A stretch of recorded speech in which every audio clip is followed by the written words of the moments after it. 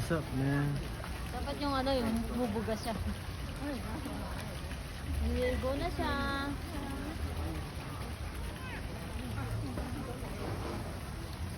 Tapos yung bubuga siya ng ano, tubig. Ito po yung kapatid niya. Uy, hindi mo napansin? Yung nawawalang asawa. Kapatid niya nga kako eh. Yung nawawalang asawa. Ganun na. Ito kasi ang eh. Buti bumaba siya, no? Ang lapad niya. Wow, elepante.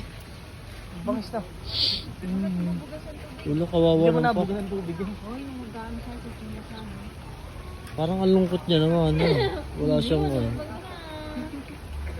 Naligo. Nainitan niya. parang ang lungkot niya, wala siyang tropa, no? Hmm.